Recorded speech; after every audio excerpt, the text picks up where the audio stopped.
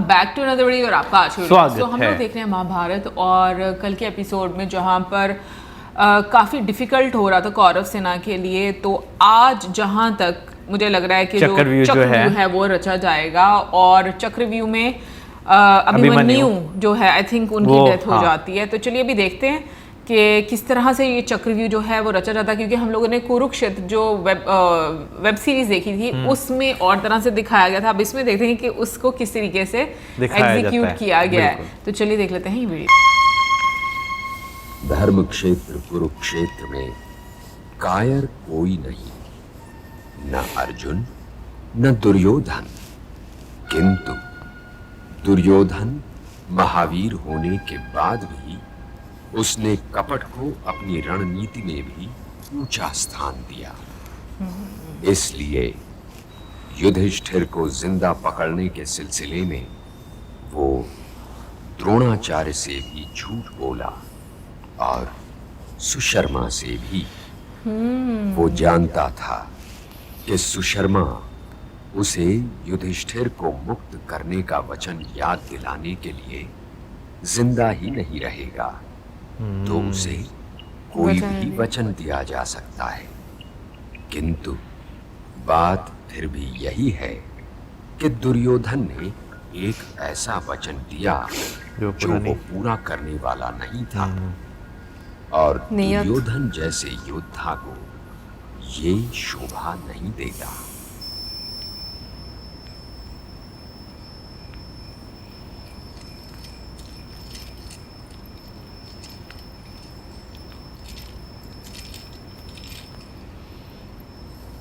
भ्राताश्री, आपने सुशर्मा को ऐसा वचन क्यों दिया? मेरे वचन पालन करने का तो प्रश्न ही नहीं उठता अनुज। तुम क्या समझते हो कि सुशर्मा युधिष्ठिर की मुक्ति के अभिस्ताव के लिए जीवित रहेगा? नहीं अनुज, उसका प्रतिद्वंद्वी अर्जुन है और वो उसे जीवित नहीं छोड़ेगा।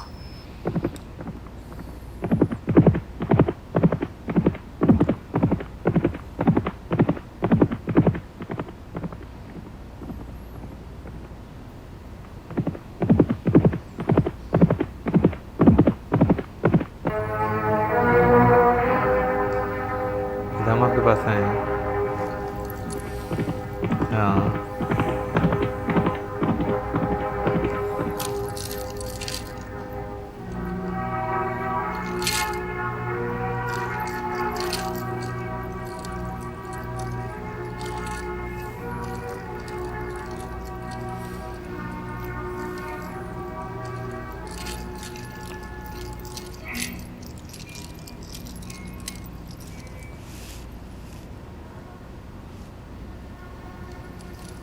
प्रणाम पितामह। प्रणाम पितामह।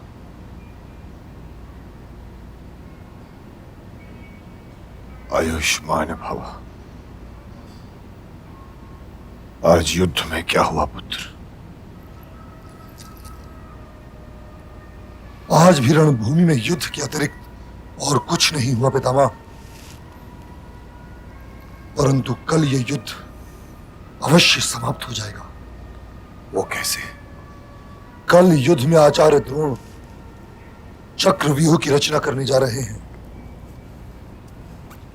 वसुदेव और अर्जुन दोनों ही उसे तोड़ना चाहते हैं।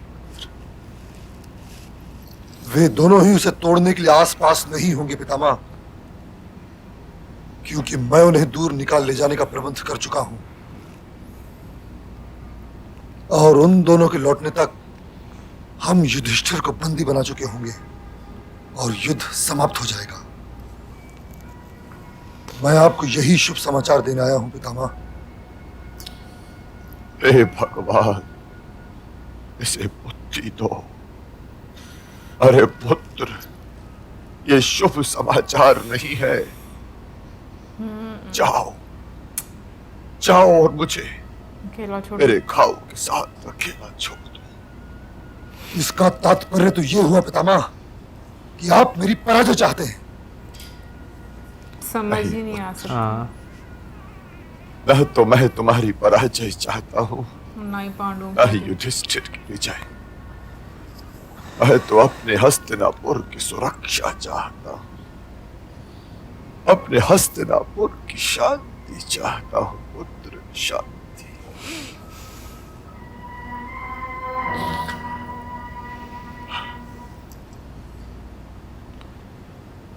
विदुर इन्होंने वो छोड़ दिया ना, महाराजाधिराज धृतराष्ट्र अपना पधार पद त्याग रहे दिया। हैं।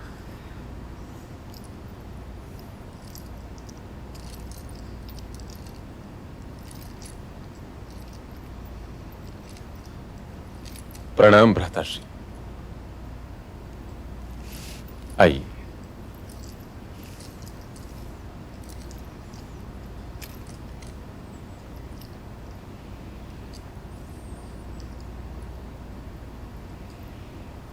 विराजी,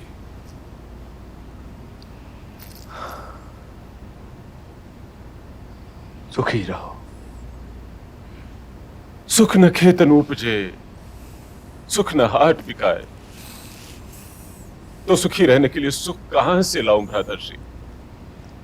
यदि मैं सुख का घर जानता होता तो उसे प्रार्थना करता कि हे सुख, कब तक रूठे रहोगे, अब तो हस्तिनापुर लौट चलो।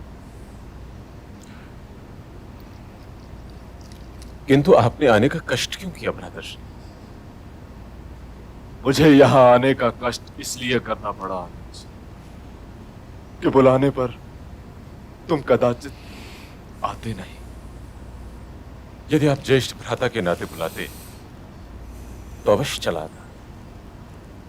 और यदि हस्तिनापुर नरेश के नाते बुलाता?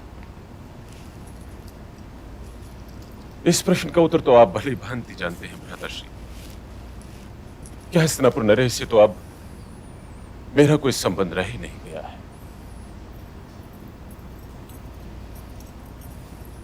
प्रणाम ज्येष्ठ श्री। सौभाग्यवती भाव।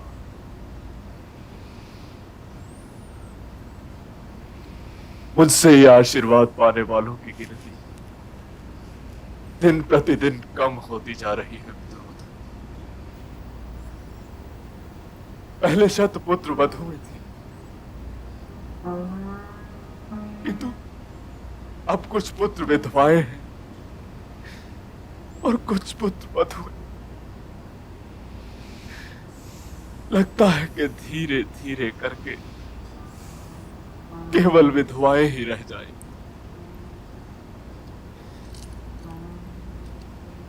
मैं कुछ कहूं भ्राताश्री? नहीं, ये तुम्हारी नीति का क्षेत्र नहीं है प्रियानुज, ये आवेग का क्षेत्र है, ये मनोभाव की समस्या, ये एक नेत्रहीन और मृत पिता का शोक केंद्र है। जो बता सको तो बताओ कि जिन आंखों ने उन्हें कभी देखा तक नहीं, उनके लिए रो क्यों रही?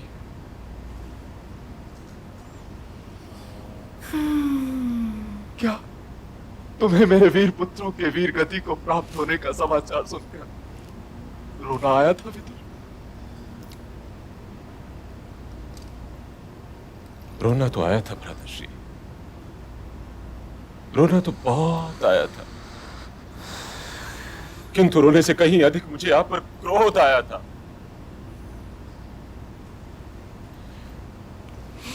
यदि आप चाहते तो वो सब जो आज जीवित नहीं है जीवित होते, वो सब जीवित होते,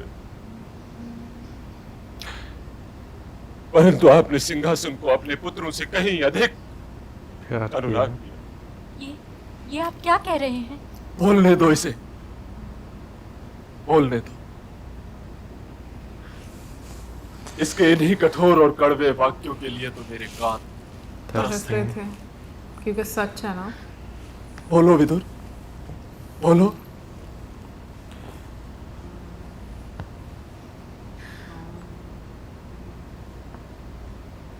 अच्छा तो ये बताओ कि तुम दुर्योधन और दुशासन के वीर गति को प्राप्त होने का समाचार सुनकर भी मेरे पास शोक प्रकट करने नहीं आओगे?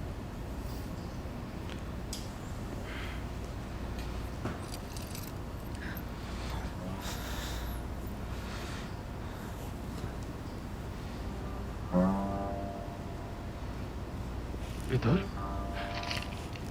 भ्राताश्री, आप चाहे मेरे विषय में जो भी सोचें, किंतु मैं आपकी ओर से बहुत चिंतित हूं और आपके लिए बहुत दुखी भी हूं भ्राताश्री। किंतु मैं क्या करूं भ्राताश्री, मैं क्या करूं? मैंने जब भी आपके हित में बात करनी चाहिए, आपने मेरी जीवा काट ली। मैंने जब भी आपको सहारा देने के लिए अपने हाथ को आपकी ओर बढ़ाया, हाथ काट दिए। आपने मेरे बढ़े हुए हाथ को पीछे धकेल दिया। यदि अब भी मेरा स्वर आप तक पहुंच रहा है, तो भगवान के लिए भ्राताश्री, भगवान के लिए संजय को अपने साथ लेकर कुरुक्षेत्र चले जाइए। मैं आपके रथ के पीछे पीछे नंगे पांव दौड़ता हुआ आपके साथ मानेंगे। वहां पहुंचकर वासुदेव कृष्ण से यह विनती कीजिए कि इस युद्ध को वही रोक सकते हैं।